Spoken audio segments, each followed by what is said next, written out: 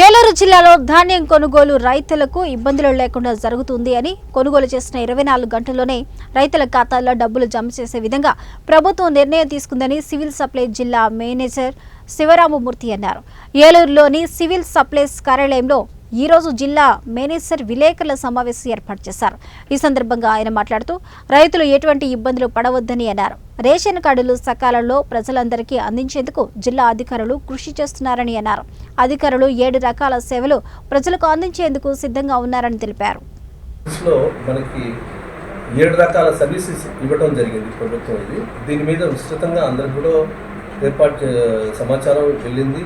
దీని మీద జనాలు కూడా జిఎస్డబ్ల్యూ దగ్గరికి వెళ్ళి సెక్రటేరియట్లో వాళ్ళు నమోదు చేసుకోవడం కానీ వాళ్ళు అన్నీ కూడా చేస్తున్నారు. దీంట్లో మనకి తాత్కాలికంగా కొద్దిగా ఆ సర్వర్ ప్రాబ్లం అనేది వస్తుంది. అది కూడా హెడ్ ఆఫీస్ లెవెల్లో కమిషనర్ ఆఫీస్లో చెప్పడం జరిగింది. వాళ్ళు దానికి ఎటువంటి చర్యలు తీసుకోవాలో అది తీసుకుంటున్నారు. అదేం పెద్ద విషయం కాదు. అదేమన్నా ఒక 2-3 రోజుల సమాచారమే. దాని తర్వాత మనకి ఎన్ని కూడా రెగ్యులర్గా అయిపోతుంది. నెక్స్ట్ ఈ నమోదు జనాల్లో కొద్దిగా తొందరగా ఓపెన్ చేసి తొందరగా క్లోజ్ చేస్తారేమో అనే ఒక సమస్య ఏమైనా ఉంటుంది. అదే ఉండదండి. ఎవ్వరు మీరు ఎటువంటి సందేహాలకి పోవద్దు. మనకి ఈ